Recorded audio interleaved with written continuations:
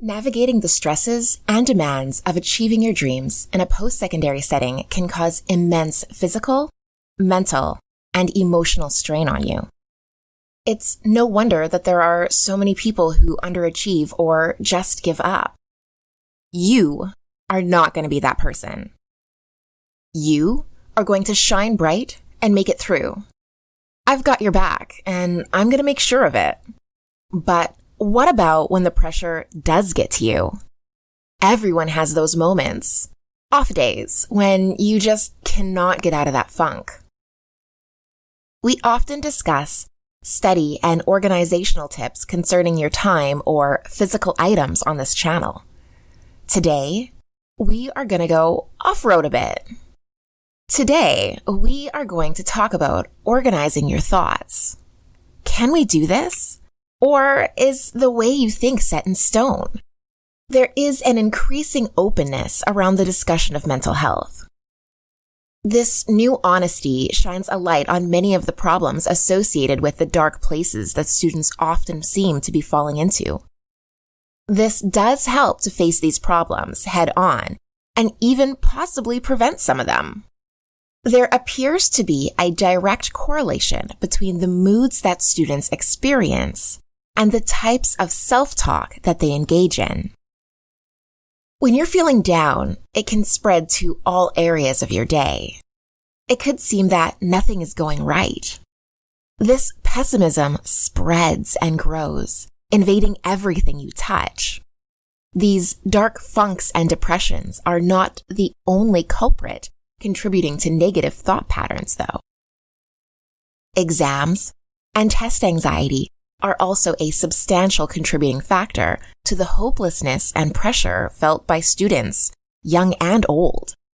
The definition of test anxiety is a distressed state experienced when a person perceives an evaluative situation as threatening.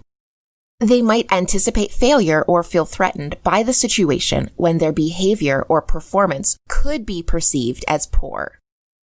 Students who experience test anxiety have a lasting and consistent tendency to experience functional reactions, both physically and behaviorally, during assessments and exams. This just means that their stress manifests in a way that expresses itself through bodily movements or actions that may not otherwise be characteristic of the person exhibiting them. It could be something as minor as sweating or biting their nails, or something significant like a full-on panic attack. These fears arise surrounding the possibility of poor outcomes or failures.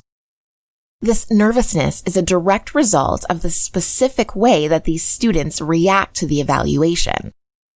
This response can often result in the materialization of test anxiety.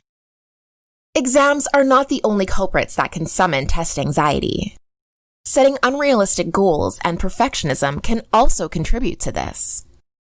Sometimes that little voice in the back of your head can make all the difference in picking yourself up or driving you deeper. We often hear reports of athletes talking to themselves. They might give themselves a little pep talk in the moments before a race or even during a big game. These words will clear their thoughts and help them to focus. Maybe it could even give them a boost of positive energy. We also hear about how it gives them a little extra bit of motivation to help break away from the competition. This practice is actually supported by scientific research. The studies show that uplifting self-talk can improve the success and presentation of abilities while boosting concentration and elevating self-confidence. These benefits translate to a measurable increase in performance. When the self-talk is negative or degrading, performance has been shown to be adversely affected. Anxious self-talk falls into this damaging category. These thoughts will fill your performance with unease, caution, and self-doubt. If these ideas creep in during the times that you are required to work at your best, the results will suffer. Your performance will reflect this apprehension when compared to how you would do while you're confident. The differences between positive and negative self-talk are quite distinct. Statements that fall under the positive self-talk umbrella are generally constructive or motivational. These are statements that you say to yourself to sharpen your focus or boost your confidence. Distracting thoughts or language used to console yourself during moments of self-doubt or despair are also considered positive self-talk. These are all effective coping strategies that will boost, not hinder your performance at the time of evaluation. Is that little voice in the back of your head ever not so kind? Has there been a time when you say or think things about yourself that are more malicious than constructive? When these thoughts become a regular occurrence, creeping into your daily events, then you have adopted the habit of negative self-talk. We cannot let this fester. We have to intervene in this process so that you will not be hindered and can perform at your absolute best. Visit our website and sign up for a one-on-one session to audit your current study techniques and learn some new ones. These can help to ensure that you are preparing for exams in the most thorough way possible. Feeling prepared can help to alleviate some of these feelings of impending doom. You can also join a Study Skills group workshop for a refresher. The link can be found in the description below. Now, without further ado, let's focus on how this cycle got started and why it still persists today, so that we can shatter this tendency and get you the marks that you deserve.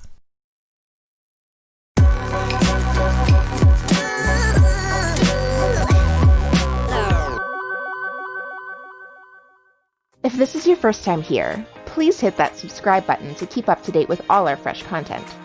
If you like learning with us and growing your mind, please give us a thumbs up. This small show of support helps us out so much and also allows others to find our content easier when they need it. So go ahead and pay it forward. Negative self-talk is a learned behavior.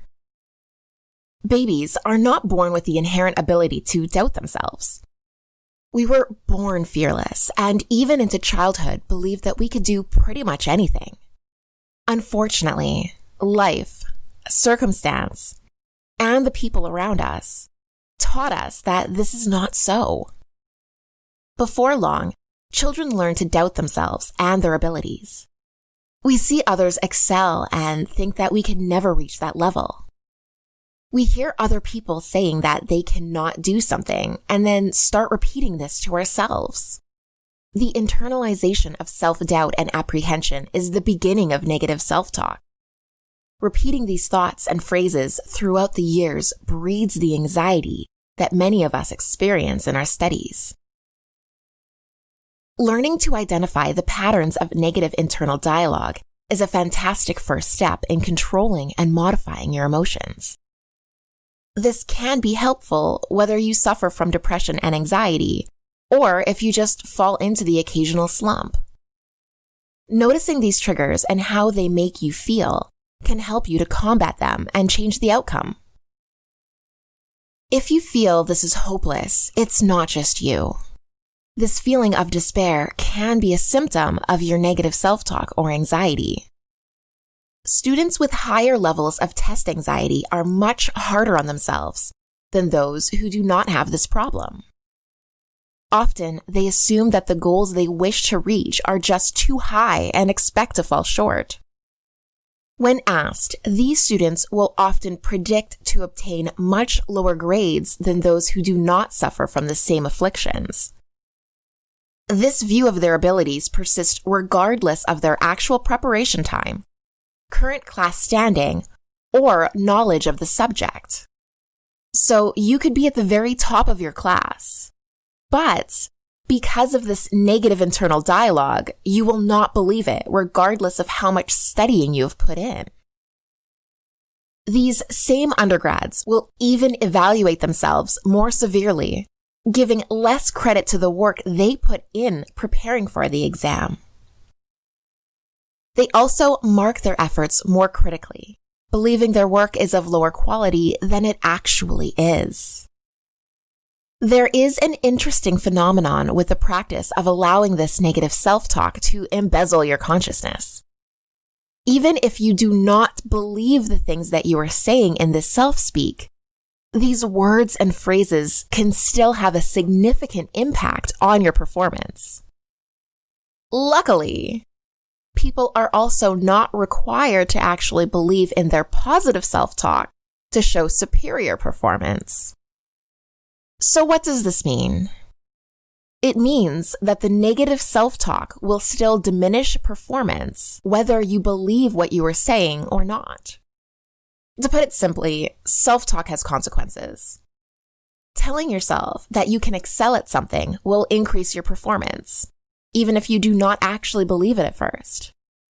Consequently, berating and second-guessing yourself will eventually wear away at even the most highly confident people, allowing self-doubt to creep in and ultimately dwindling the outcomes. Individuals who engage in negative self-talk can expect to experience underachievement when compared to those who engage in positive self-talk.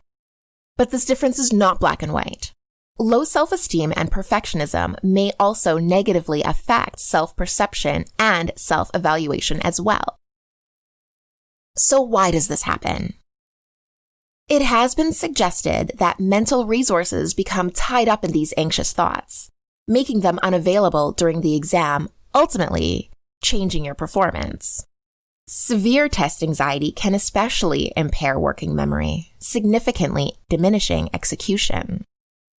As the level of test anxiety experienced goes up, academic achievement goes down. When test anxiety is experienced, how you evaluate and perceive yourself or your abilities can also be substantially impacted negatively. Students with high test anxiety expect to underperform on their exams when compared to students who experience low test anxiety, and then they evaluate themselves as inferior. These lowered expectations then creep in and take over their life. Test anxiety can also affect motivation, causing neglect in studying, homework, and other learning exercises. This unfortunately drives them deeper into depression, causing the loss of even more motivation. Procrastination will start to take hold, and then they begin to fall behind. This creates a spiral leading to avoidance. Performance is further diminished by hindering preparation for exams or by consuming brain space during homework or both. Negative self-talk and its implications are usually not restricted to just your studies. If you're a person who engages in this behavior, you will likely experience it in other aspects of your life as well. In order to truly get out of this loop, you will have to address and resist this temptation, regardless of the situation. Do not let it interfere in how you perceive your finances or relationships either. Approach how you deal with conflicts in both areas from a positive stance. Allowing this feeling of helplessness into any aspect of your life will invite it into all aspects of your life. The lower the opinion that these students have of themselves, the harder and more critical they are at evaluating their own performance, which just causes the cycle to spiral further out of control.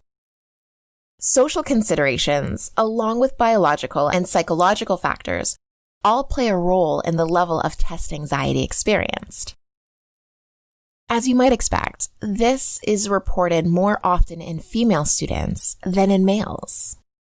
Female students experience higher anxiety than males in calculations, public speaking, open-ended questions, and both long and short answered questions on tests. Because of this, we tend to leave more questions unanswered, likely because of this heightened level of stress. The stark contrast between reports of anxiety in females and males may be due to a number of factors. It could be due to an increase in pressure in females to succeed academically. These pressures often manifest due to social roles and expectations. This increases the strain females put on themselves and causes an increase in the anxiety they feel when confronted with the possibility of failure. Another possible explanation may be due to social roles. Men are more reluctant to report anxiety as it may be perceived as a threat to their masculinity. This can cause an underreporting by men of their fears, skewing the results. The effects of negative self-talk can be extremely long-lasting. Once locked in this negative pattern, it is persistent far beyond the educational setting and into adulthood and career life. Many adults show crippling fear in the face of external evaluation, self-evaluation, and their likelihood of achieving their goals and ambitions. This persisting hopelessness can manifest even more pronounced in women. We tend to exhibit significantly higher levels of humility when it comes to believing in our own ability and pursuing our professional ambitions.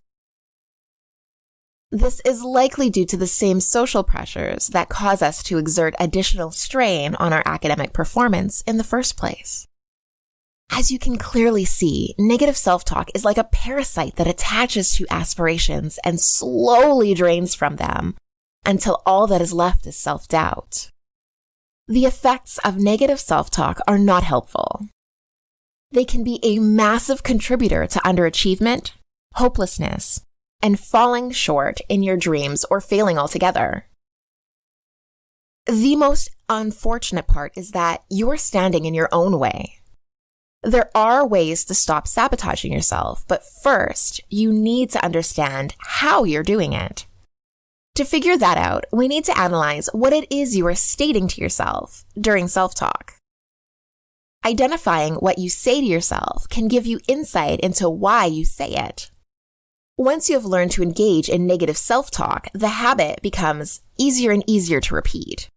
Soon it becomes an unconscious reflex to stressful situations. Tense settings will only prove to push you deeper into strain, causing anxious thoughts, which create more negative self-talk. This is a vicious cycle and can quickly spiral downwards when left unchecked. These ultimately allow feelings to accumulate. Breaking this cycle can help to improve this air of hopelessness. When you can identify and correct negative self-talk, you can break this cycle. You need to actively engage in the reconstruction of positive self-dialogue. This will lead to higher emotional well-being. If you are a regular engager in negative self-talk, there are things you can do. First, recognize when you start saying these negative things to yourself and stop immediately. Do not allow yourself to go down that rabbit hole. The second you realize that you are saying unkind things to yourself, stop. You would not allow yourself to be subjected to people who continuously berate you. You would walk away. Do not be your own abuser. Next, question the thoughts directly as they appear, then critically seek out honest answers. Is what you're saying to yourself really accurate? I doubt it very much. Often, we will over-exaggerate the mediocrity of our own performance, even in sarcasm or in jest. Remember, self-talk has consequences. What you say to yourself jokingly, if repeated enough times, will cause self-doubt and diminish your performance. Do not let these comments be the invitation for a pessimistic self-dialogue. Think critically about what you are saying about your accomplishments. You're probably doing much better than you give yourself credit for. Replace negative self-talk with positive statements. When you do need to reflect on your performance, be kind. Give yourself constructive criticism. Frame your self-talk in a way that will build your confidence, not break it down. Even if you do not believe the words at the time, practicing engaging in this positive narration will eventually cause it to be true. This is called reframing, and it is a potent tool. It can broaden your perspective on the situation. In order to do this, you must become aware and honest about the position you have found yourself in. Next, you must evaluate the content, and finally, change the negative thoughts that come creeping into your mind by questioning their validity and answering honestly. Merely changing the tone of your self-talk from negative to positive has been proven to improve performance. Framing the way you critique your performance in a positive light actually breeds more positive self-talk. This, in turn, will enhance execution, leading to even more positive support. You can quickly move into a cycle of positive reinforcement, ultimately boosting your self-confidence and reducing anxiety. Just as there are several types of negative self-talk with varying effects on moods and performance, there are several types of positive self-talk as well. Self-talk to enhance focus is the most common, followed by instructional, calming, and then motivational. None of these types show any more benefit than others. They are all situational. Instead of kicking yourself over failing that exam, try to think seriously of your study efforts leading up to it. Did you really study as efficiently or as thoroughly as you should have?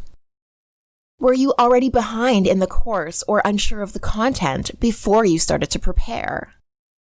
How you think about how you approach these problems is just as important as what you do to rectify them. We will be going into deep dives on each of these types of positive self-talk so that you can learn how to take full advantage of each of them depending on the situation that you find yourself in. Subscribe to our channel so that you don't miss out on these upcoming videos. After you're done reflecting on your performance, start by making a plan on how you can better prepare for the rest of your exams. Devise a strategy on how you can make up on these marks so that you can still pass the course. Finally, plan on how you will approach future classes to not have this reduced mark impact your GPA, and check if you have to take more courses to make up for this one. During studies, most students explained that much of their anxiety was because they did not have enough information about what would be covered on the exam. Asking questions about the exam, its structure, and its contents could help you to defeat some of these fears. Use the classes before the exam to ask the professor these questions. Try to flesh out as many details as possible of what material will make it up and what it would look like. Having these questions answered can quell many of these fears. Because test anxiety can hurt test performance, it would be helpful to add diversity to the makeup of the final mark. This could be done by including a variety of assessments rather than a single final exam. This would make the final exam worth a much smaller portion of your mark and add different types of other assignments to balance it out. This would mean that students who experience crippling exam fears could make up lost marks in a variety of exercises that they might be better at. Unfortunately, it will also increase the workload for each of your courses. This is an intriguing balancing act. Let me know in the comments which strategy you would prefer, having several smaller assignments or the hefty exams that we currently have. Until universities and colleges get on board with this, what can we do? Well, keep it positive. Consistency and diversity of the content of the positive self-talk will boost your performance. Give yourself praise regularly, and this habit will become easier.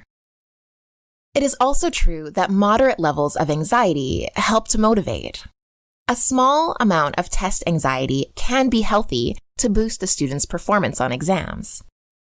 Still, persisting self-doubt will crush performance and motivation, massively crippling your chances of succeeding. Be kind to yourself. Say pleasant things and regularly engage in positive self-talk. If you can't think of anything nice to say to yourself, repeat positive affirmations. This practice will allow the positivity to enter your thoughts and breed genuine positive inner dialogue. Don't forget to visit our website and sign up for your personal study audit or one of our study skills group workshops. Do you engage in positive self-talk either before, during, or after an exam? If so, what do you say to yourself? Share it in the comments below. please don't forget to subscribe to our channel and turn on notifications so you don't miss a single video. If you are so inclined, give us a thumbs up so we know you want more videos like this. Also, check out our website to get exclusive content and study materials. Just click the link in the description. Or, since you're already here, check out our study hacks and our organizational tips playlists to help you stay on top of not only schoolwork, but life as well. Be absolutely prepared, absolutely confident, absolutely stunning, with absolutely studying.